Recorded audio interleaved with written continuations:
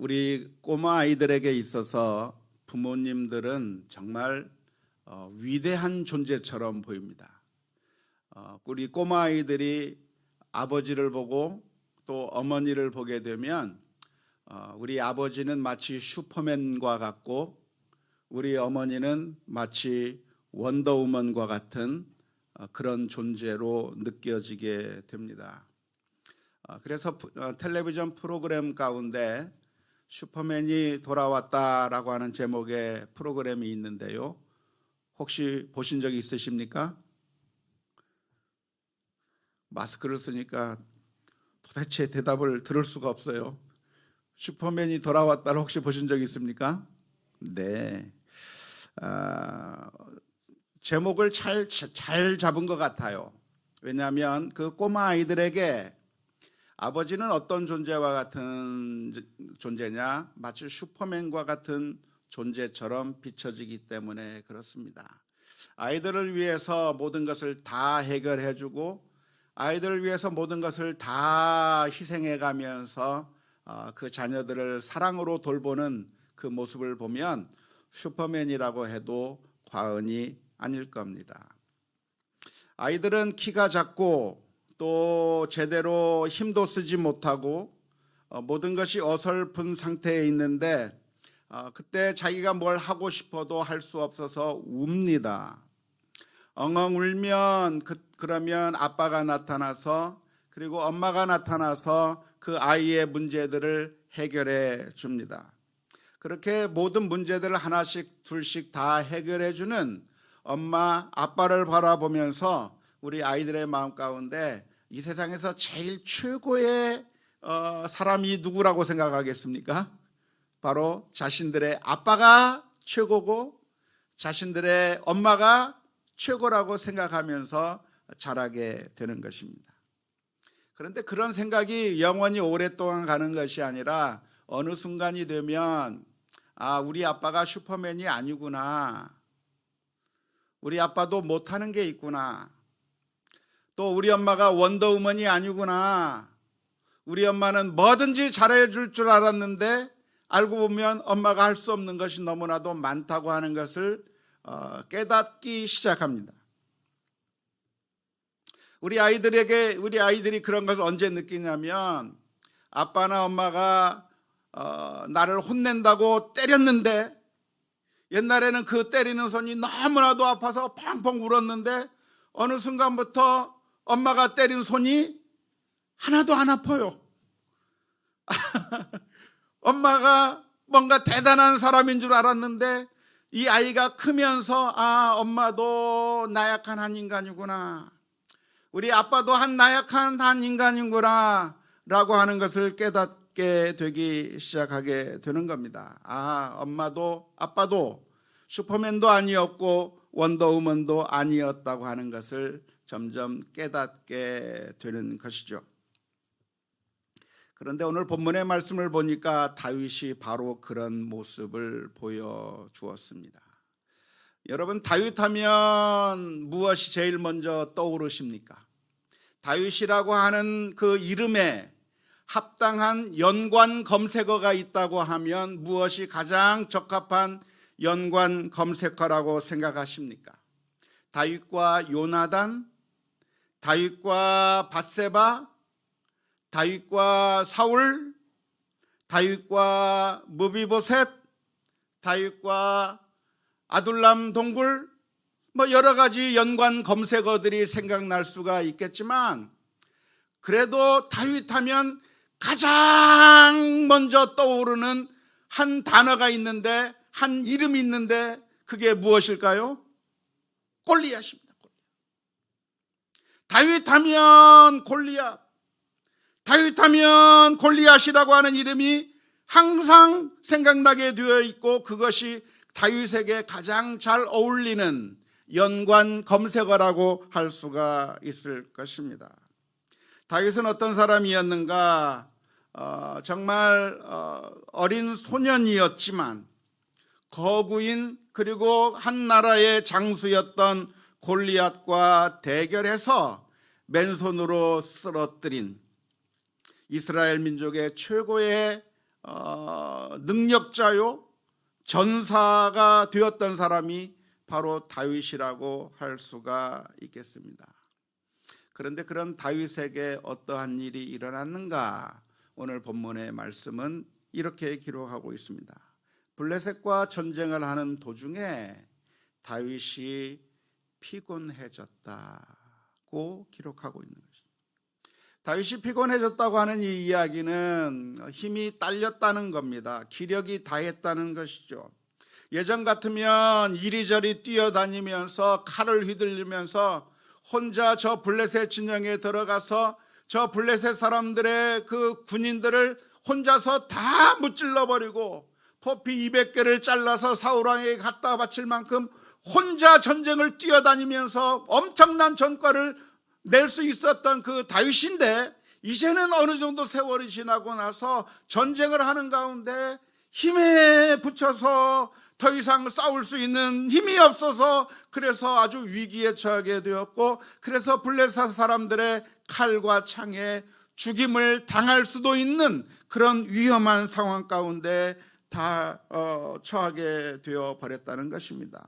그래서 다윗이 위태롭게 되었던 바로 그 순간에 블레셋 거인족 가운데서 이스비브봇이라고 하는 한 거인이 있었는데, 그 거인에 의해서 다윗이 죽임을 당하려고 했는데 다윗이 그 위기를 스스로 모면한 것이 아니라 누가 건져주었습니까? 아비새라고 하는 다윗의 장수가 다윗을 건져내 주었다고 오늘 본문의 말씀 가운데서 기록하고 있습니다. 이 일을 겪고 난 다음에 부하들이 다윗에게 간청을 하기 시작했습니다. 왕이시여, 이제는 왕께서 전쟁터에 나가지 마십시오. 왕은 우리 이스라엘 민족의 등불과 같은 존재입니다. 왕은 우리 민족의 가장 빛난 곳에서 빛을 밝히고 있어야 될 그런 등불과 같은 존재인데, 왕께서 섣불리 전쟁터에 나갔다가 그래서 그 전쟁터에서 죽임을 당하게 되면 큰일 납니다. 부하로서 이 다윗 왕에게 할 수 있는 그런 충언이라고 이야기할 수가 있을 겁니다. 왕이 전사하게 된다고 하면 정말 우리 민족이 흔들릴 수가 있으니까 이제는 왕께서는 전쟁이 일어난다고 할지라도 전쟁터에 나오지 마십시오. 이제는 우리가 전쟁을 우리가 알아서 해결하겠습니다. 우리가 해결할 테니 왕께서는 전쟁터에 나오지 말라고 부탁한 이야기가 오늘 본문에 기록되어 있습니다. 그래서 이것을 계기로 다윗은 전쟁의 그 일선에서 물러나 다시는 전쟁터에 나가지 않게 되었습니다. 대신 누가 싸웠습니까? 오늘 본문의 말씀을 보면 여러 사람들의 이름이 등장하고 있습니다. 후사 사람 십부게라고 하는 사람이 블레셋 삽이라고 하는 사람을 물리쳤고, 베들레헴 사람 아레 오르김의 아들 엘하나니 골리앗의 아우 라흐미를 무찔렀고, 다윗의 형 삼마의 아들 요나단이 육손 그리고 6개의 발가락을 가지고 있어서 총 24개의 손발가락이 있는 그런 거인을 무찔러서 이런 다윗이 이제는 더 이상 전쟁을 하지 않지만 다윗 대신에 다른 장수들이 나타나서 그 전쟁에서 이기게 되었다고 하는 이야기가 오늘 본문의 말씀 가운데 기록되어 있습니다. 예전 같으면 다윗이 앞장서서 그 전쟁을 이겼지만 이제는 다윗을 통해서가 아니라 다른 사람들을 통해서 전쟁을 이기게 되었다고 하는 것입니다. 그래서 오늘 우리가 이 말씀을 읽으면서 던져야 될 질문이 바로 이것입니다. 다윗이 누군가라고 하는 질문입니다. 다윗이 누구냐면 위대한 전사였었습니다. 골리앗을 무찌른 위대한 장수였습니다. 하지만 이제는 더 이상 다윗이 전쟁터에서 쓸모가 없어져 버린 것입니다. 다윗이 이제 전쟁터에 가면 도움이 되는 것이 아니라 오히려 거추장거리기만 할 뿐입니다. 다윗이 가면 이제는 우리가 이겼다가 아니라 다윗이 나와봤자 더 이상 전쟁에서 아무런 힘도 능력도 쓸 수 없는 그런 신세가 되어버린 것입니다. 그것을 이 다윗이 그것을 느꼈을 때 얼마나 당황스러웠을까요?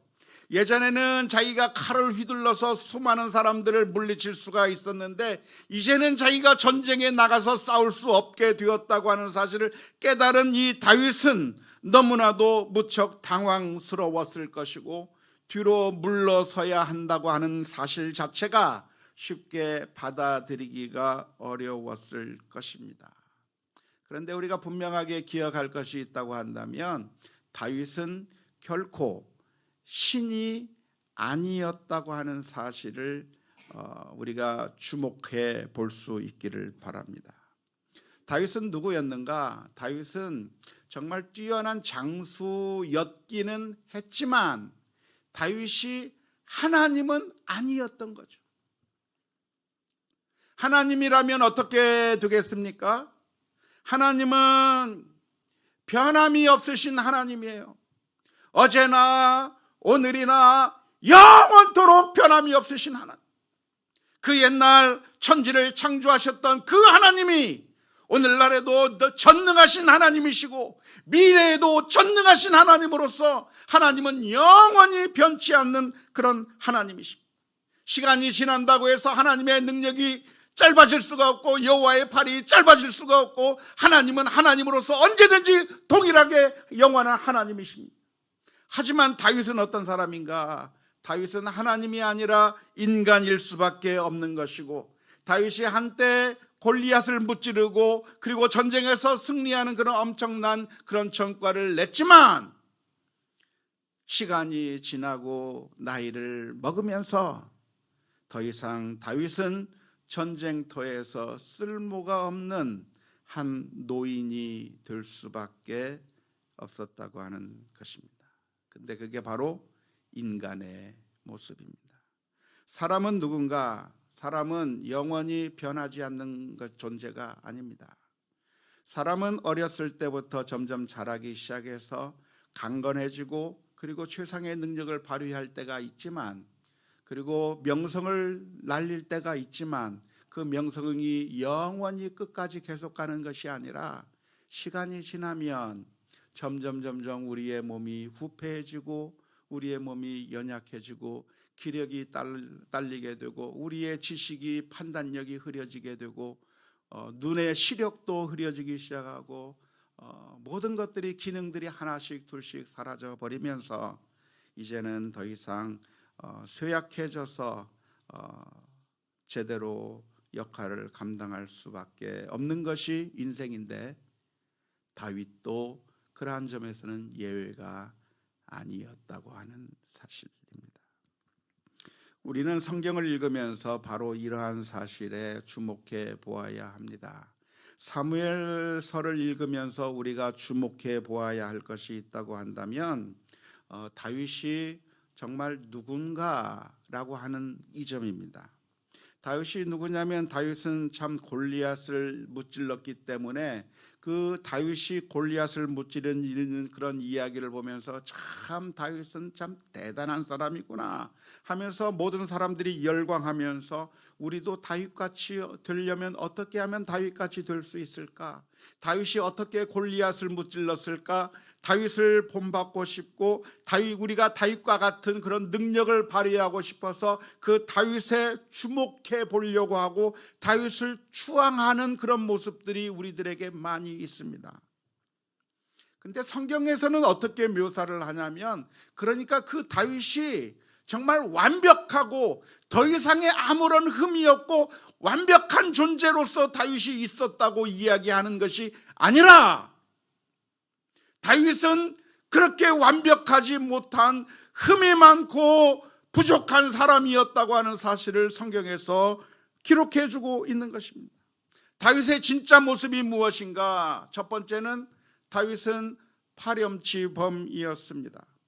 우리가 지난 시간에 우리가 사무엘하 앞에서 살펴보았던 것처럼 다윗은 밧세바라고 하는 여인을 취했을 뿐만 아니라 그 남편을 죽이기 위해서 전쟁터 최전방에 내보내어 교살시켜버린 파렴치범 중에서 가장 잔인무도한 파렴치범이 바로 다윗이었습니다.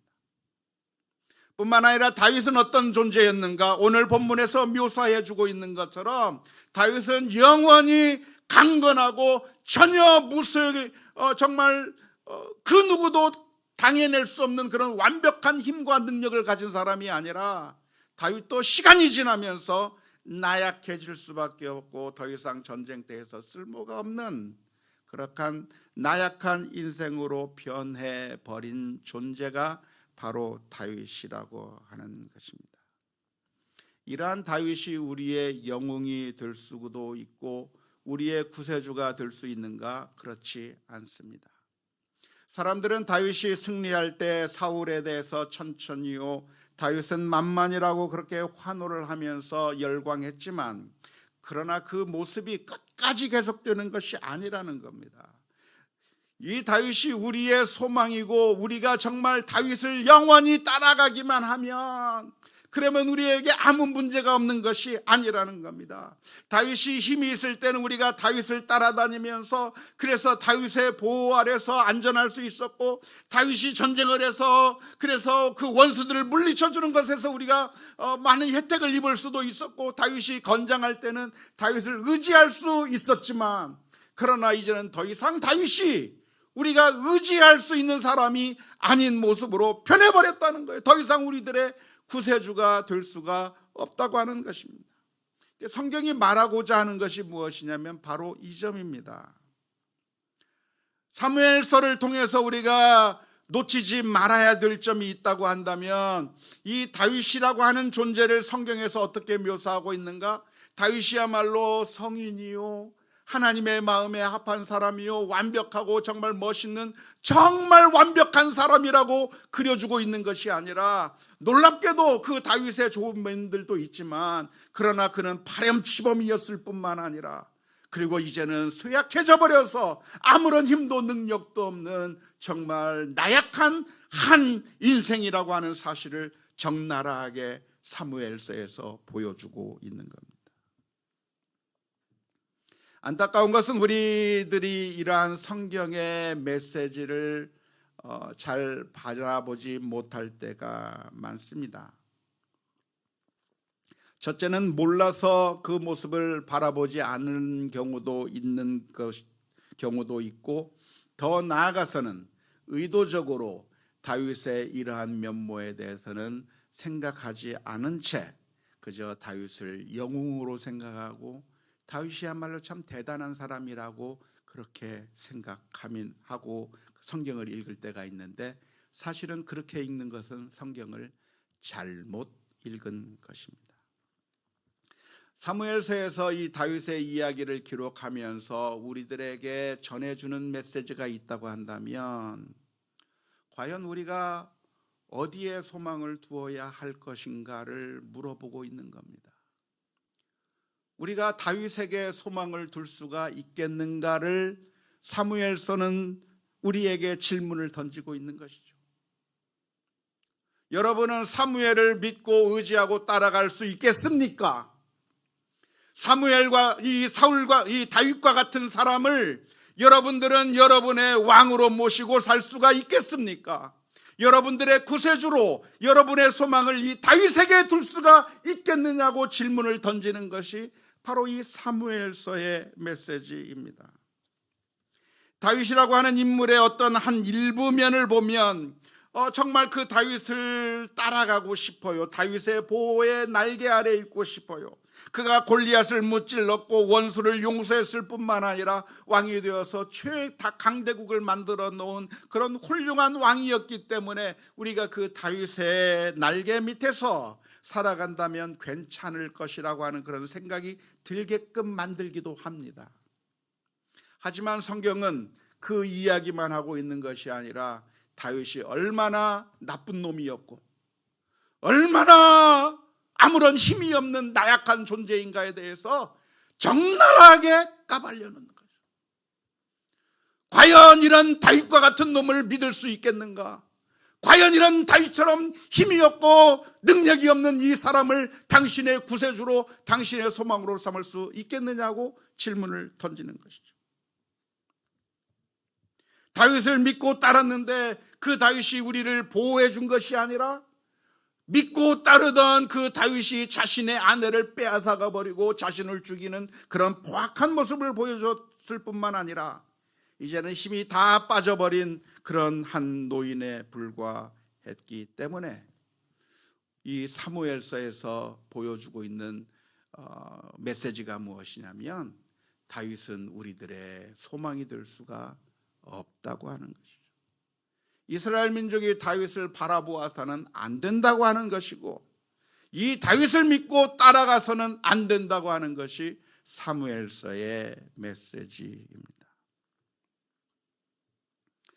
사무엘서의 책을 읽으면서 우리가 던지게 되는 것은 과연 우리들에게 우리가 정말 믿고 의지할 만한 진정한 구세주가 누구인가?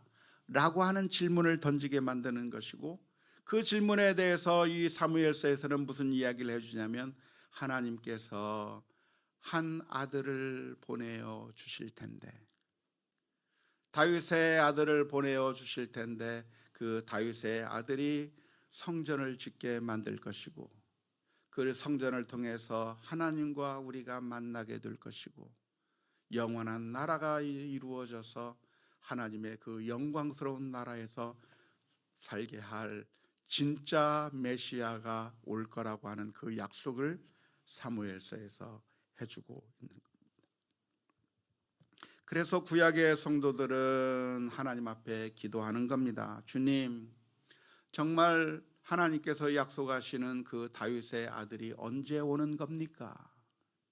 정말 우리를 구원할 그 기름 부음 받은 메시아가 언제 오는 겁니까? 하면서 구약의 성도들은 기도하면서 그 메시아를 바라보게 된 것이고, 오늘 우리 신약 시대를 살고 있는 우리들은 그 기름 부음을 받은 자가 누구인지에 대해서 정확하게 알고 있습니다.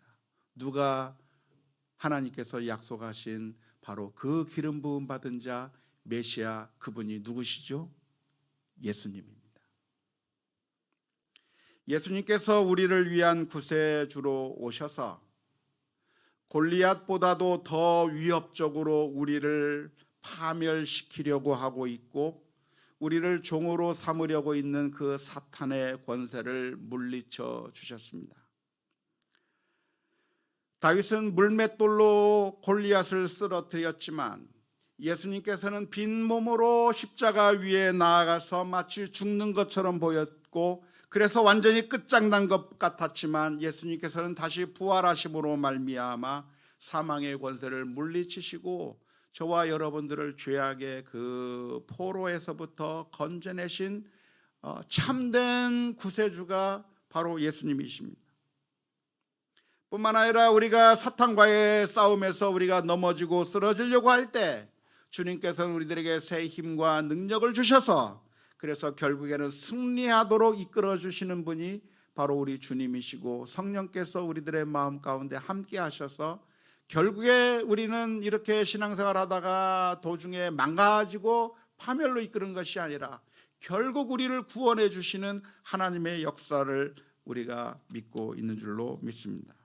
이게 바로 우리들의 신앙 고백이고, 우리가 초대교회 성도들은 바로 이러한 신앙 고백 때문에 그 믿음을 지키다가 목숨을 걸기까지 했는데요. 초대교회 성도들은 어떻게 신앙 고백을 했습니까? 로마 황제가 우리의 주님이 아니라 예수님이 우리 주님이다라고 하는 그런 고백을 한 거죠. 바로 이 사무엘서의 메시지를 그대로 받은 겁니다.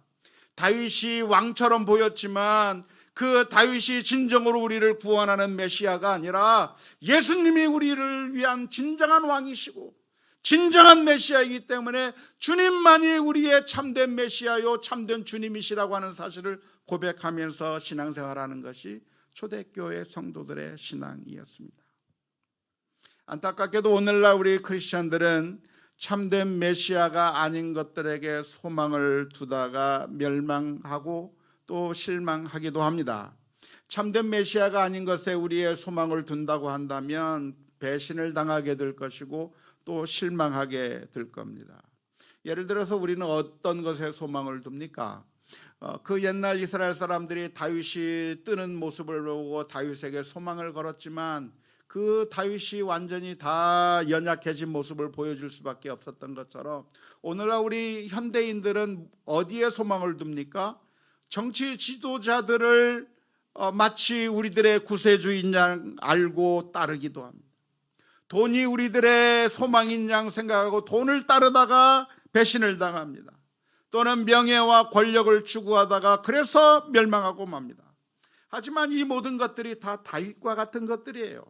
한때 힘이 있는 것처럼 보이고 우리들의 문제를 해결해 주는 것 같고 대단한 모습을 보여주는 것 같았지만 그러나 시간이 지나면서 배신해버리고 시간이 지나면서 나약해져 버렸던 그 다윗과 마찬가지로 우리가 오늘날 하나님이 아닌 주님이 아닌 그 어떤 것에 우리의 소망을 둔다고 한다면 결국 그것들은 우리를 배신하게 될 것이고 결국 우리는 실망하게 될 수밖에 없습니다. 그래서 오늘 본문의 말씀을 읽으면서 그 어떤 것에도 우리가 소망을 둘 것이 아니라 예수님만이 나의 참 소망이시고 주님만이 나의 참 주님이라고 하는 사실을 믿음으로 고백하는 우리 모두가 다 될 수 있기를 주님의 이름으로 축원합니다. 더 나아가 우리가 다윗의 모습을 보면서 우리가 이 세상에서 만나는 사람들의 모습을 보면서 우리가 너무 과도한 기대를 하지 않아야 될 것이고 이들이 쓰러지는 모습을 볼 때에 그 쓰러지는 모습을 보고 너무 충격을 받지 않았으면 좋겠어요. 많은 사람들이 정치인들에게 소망을 겁니다. 저 정치인은 나를 위해서 일해줄 거라고 생각하면서 소망을 거는데 그런데 알고 보면 나중에 배신당하는 그런 경험들을 하게 됩니다. 또 우리 성도들은 누구에게 소망을 둘 때가 있습니까? 종종 목회자에게 소망을 두는 경우도 있는데요. 그것도 역시 헛된 소망입니다. 성도님들이 목회자를 바라보면서 정말 목회자가 우리의 소망인 것처럼 생각하고 사실은 목회자는 자신이 소망이 아니라 우리 주님이 소망이라고 하는 것을 가리켜야만 하고 주님을 말해야 되는데 종종 성도님들은 주님을 바라보지 않고 목회자에게 소망을 걸거나 또한 목회자가 또한 의도적이든 아니면 무의식적이든 주님이 아닌 자신이 소망인 것처럼 그렇게 이야기하다가 결국 그 목회자가 무너져 버릴 때 도덕적으로 잘못되는 모습을 보여줄 때 뒤로 호박씨를 까고 있다든지 성적인 문제를 일으킨다든지 재정적인 문제를 일으키게 되면 그때부터 충격을 받고 그러면서 때로는 믿음을 저버리게 되는 경우가 많이 있습니다. 그런데 그것은 어리석은 일입니다. 우리의 소망은 이 세상에 그 누구에게도 소망을 두어서도 안 될 것이고 물질의 소망을 둘 것도 아니고 그 어떤 것에 우리의 소망을 둘 것이 아니라 우리의 소망은 영원히 변치 않는 어제나 오늘이나 영원토록 변치 않는 우리 주님만이 우리의 참된 소망이라고 하는 사실을 믿으면서 신앙생활을 해나갈 수 있는 우리 모두가 다 될 수 있기를 주님의 이름으로 축원합니다. 만일 우리 가운데 있는 내가 정말 의지했던 목회자가 만일 죄악을 범한다고 한다면 어떤 반응을 보여야 하겠습니까? 다윗과 같은 경우도 마찬가지입니다. 다윗과 같은 위대한 사람도 타락하고 연약해질 수밖에 없는 그 모습을 보여주었는데 그러한 만일 목회자가 그런 경우를 본다고 한다면 우리가 목회자에게 소망을 두어서는 안 될 것이고 더 나아가서 만일 그렇게 된다고 하면 어떻게 해야 될 것인가? 우리 성도들은 영적으로 회복할 수 있도록 도움을 주어야 합니다. 다윗이 밧세바와의 그런 잘못 가운데서 회개하고 다시 회복할 수 있도록 만들어 주었던 것처럼 믿음의 공동체라고 하는 것은 무엇인가? 그냥 누가 죄를 지어버리면 누가 잘못을 하면 비난해버리고 끝내버리는 것이 그것이 우리가 할 일이 아니에요. 성도의 공동체가 존재하는 이유가 무엇이냐면 잘못한 사람이 있으면 나도 똑같이 잘못할 수 있고 서로가 똑같이 잘못할 수 있다고 하는 사실을 깨달으면서 그 사람을 다시 회개하고 회복할 수 있도록 도와주는 역할을 해야 하는 것이 믿음의 공동체입니다. 뿐만 아니라 다른 사람들이 죄를 짓는 모습을 본다고 한다면 나도 똑같은 죄를 지을 수 있는 가능성이 있다고 하는 사실을 생각하면서 나도 깨어 경성해야 하는 것입니다. 나도 같은 죄를 저질 수 있겠구나, 나도 저런 잘못을 할 수 있겠구나 생각하면서 내가 그런 똑같은 죄에 빠지지 않기 위해서 스스로를 돌아보아야 할 것입니다.